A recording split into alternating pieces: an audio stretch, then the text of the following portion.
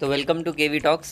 तो आज हमारे साथ है the fighter of India, the Indian sultan, जिनके बारे में मैं क्या बोलूँ।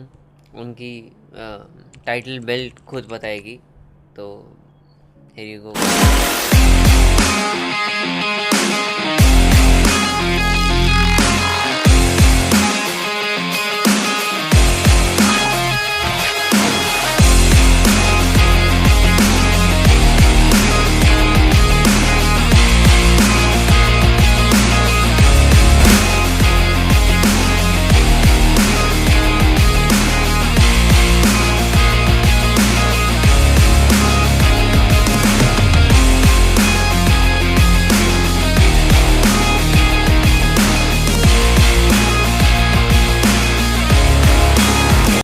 So the belt is speaking for you. तो आप प्लीज़ बताइए अपने इस बेल्ट की जर्नी के बारे में कि बेल्ट से क्या जर्नी है, क्या है। आप अपने बारे में बताइए, जो लोग आपको नहीं जानते वो भी जान सकें कि how how much hard you are working, कितना आप मेहनत कर रहे हैं इंडिया को एक लेवल पे। अब मुआ थाई के बारे में बताइए, मार्शल आर्ट के बारे में जो भी। Okay, thank you Parikshit for introducing and मेरा नाम आशीष रमन सेठी है एंड मैं मुआ थाई खेलता हूँ। मैं इंडिया को रिप्रेजेंट कर चुका हूँ 4 बार वर्ल्ड चैम्पियनशिप में, मुआ थाई वर्ल्ड चैम्पियनशिप में, 2 बार एशियन मुआ थाई चैम्पियनशिप में एंड ये मैं फर्स्ट इंडियन मेल मेडलिस्ट था फॉर इन इफ्मा इन कोरिया, तो by defeating Chinese Taipei 2 years back and ये बेल्ट बांग्ला बॉक्सिंग स्टेडियम की है which is in Phuket Thailand. So this is like a big achievement for me and for Indian Muay Thai fighters as well because this is the first belt from that stadium जो किसी Indian ने जीती है।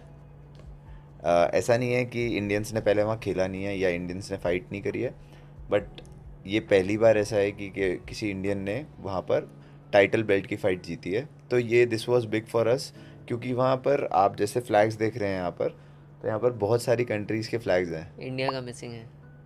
Exactly so India का flag इसीलिए missing है क्योंकि कभी इंडियन फाइटर ने वहाँ पर टाइटल बेल्ट जीती नहीं है। ओके। अब आपको शायद नेक्स्ट टाइम से हो सकता है इंडिया का फ्लैग भी दिखे, जब क्योंकि मेरे बाद और भी फाइटर्स ऐसे हैं जो अब रेगुलरली वहाँ पर खेलेंगे और जीतेंगे, तो they will have to put it now they because now they also have a champion from India.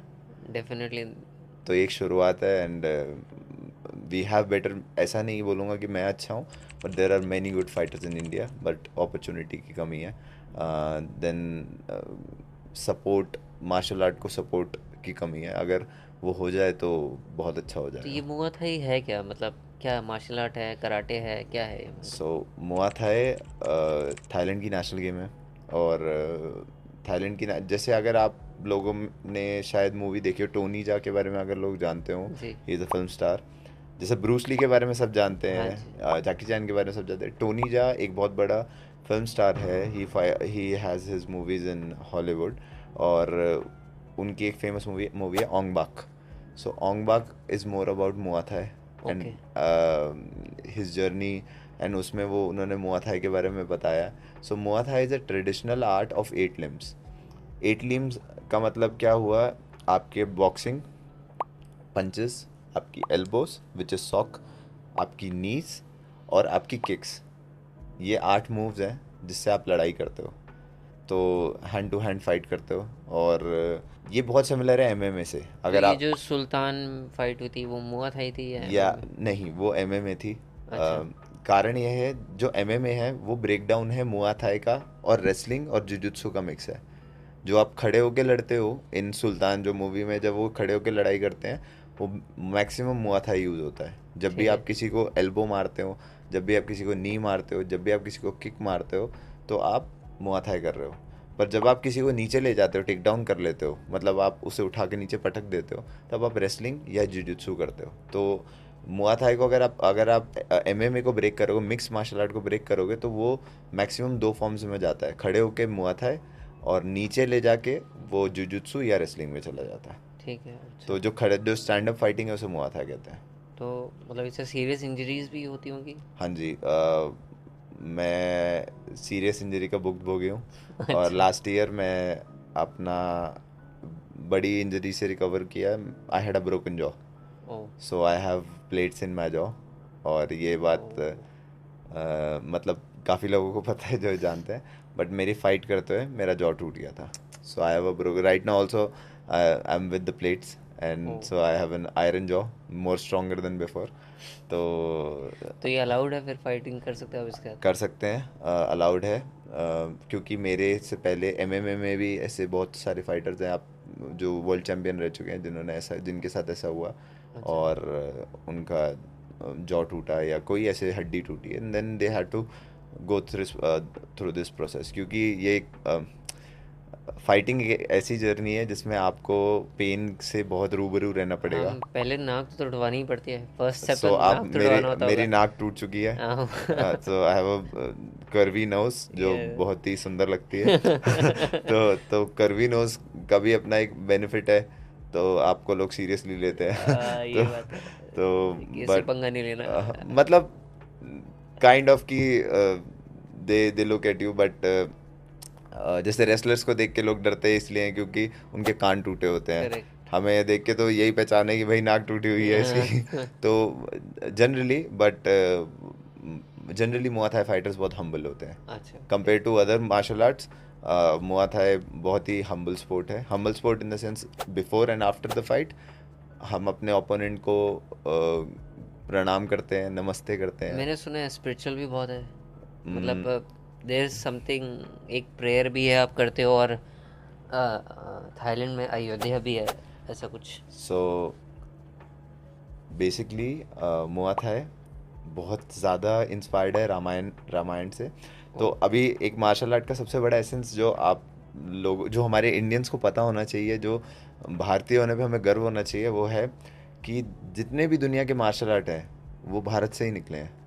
और भारत में एक ऐसी जगह है जिसको हम पहचानते नहीं है या हम जानते नहीं है, जो भगवान की सृष्टि मानी जाती है, परशुराम की सृष्टि मानी जाती है। और केरला में एक मार्शल आर्ट है जिसका नाम है कलरी पयटू। हाँ जी। सो कलरी पयटू शिवजी ने एक फॉर्म था जो एक विद्या थी जो परशुराम जी को सिखाई थी, लड़ने की आर्ट। ओके। तो परशुराम जी ने उनके पास फरसा होता था जिससे वो लड़ते थे, जो जी। उनके पास वेपन होते थे उससे लड़ते थे। बट ये एक आर्ट थी कलरी पयटू में जिसमें आप बिना किसी वेपन के लड़ोगे, तो तब जाके इसकी निर्माण हुआ था। वैसे ही मुआ थाई एक इंस्पायर्ड आर्ट है। इसको बोलते हैं कि बर्मा और थाईलैंड के बीच में जब युद्ध हुआ था तब इसकी प्रेजेंस आई थी। बट ये बहुत ज़्यादा रामायणा से मिलता है क्योंकि हर मार्शल आर्ट का जन्म वहीं से हुआ। जैसे शाओलिन में अगर आप कुंग-फू भी देखोगे तो उसका जन्म भी कलरी पयटू से हुआ। फाइट से पहले जाते हैं तो हम एक प्रेयर करते हैं अपने कोच को थैंक करने के लिए, और कहते हैं कि गेटिंग पावर फ्रॉम और ब्लेसिंग्स फ्रॉम गॉड। तो उसके लिए हम डांस करते हैं। तो मेरा जनरली, मैं जब प्रे करता हूँ या वाइखरू करता हूँ तो फाइट से पहले उसको मैं हनुमंतो ही कहते हैं, तो मैं हनुमान जी का फॉर्म करता हूँ कि मैं चाहता हूँ हनुमान जी की ताकत मेरे अंदर आ जाए और उनकी ब्लेसिंग मेरे अंदर आ जाए, तो ताकि जब मैं लड़ूँ तो वो मेरे साथ रहे। तो वो एक तरीके से स्पिरिचुअल भी है, और हम अपने भगवान को याद रखते हैं, तो इसलिए कहीं ना कहीं इसका एसेंस बहुत हमारे जो एंसेस्टर्स हैं और जो हमारे भगवान हैं उनसे जुड़ा हुआ है, तो आप कभी भूलते नहीं। और थाईलैंड में पहले एक जगह थी, अभी भी है, अयोध्या, जो जिसका नाम अयोध्या से इंस्पायर्ड है। अयोध्या आपको पता है राम जन्मभूमि है, हाँ जी। तो श्री राम की जन्मभूमि है। और आज भी थाईलैंड के राजा का नाम रामा है, अच्छा। तो रामा 6, रामा 5 ऐसे ही उनका चलता आ रहा है। तो but okay. They are all Buddhist, Buddhist हैं वो, बट फिर भी वो इसमें बिलीव करते हैं। उनके आप टीवी चैनल्स देखोगे तो मैं वहाँ जब टीवी चैनल देखता हूँ तो वो लॉर्ड शिवा को मानते हैं, और वो गणेश जी की पूजा करते हैं हर अपने काम से पहले। ये मुआ थाई में भी वो गणेश जी की पूजा होती है। तो आप एक चीज़ समझिए कि उनको चाहे पता है या नहीं पता है, वो कहीं ना कहीं वो हमारे कल्चर का पार्ट है। हम्म। तो विच इज़ वेरी रिलेटेड। तो मैं उस गेम से बहुत रिलेट इसलिए भी कर लेता हूँ क्योंकि वो मेरे रिलीजन से भी जुड़ा हुआ है और मेरे कल्चर से भी जुड़ा हुआ है। तो वैसे मेरे ख्याल से ये स्पोर्ट्स और भी जगह खेला जाता है, थाईलैंड ही क्यों, मतलब वहाँ पे, या आप अभी जवान हैं, सिंगल हैं, इसलिए? नहीं, मैं और भी चीज़ों के लिए फेमस है ना थाईलैंड?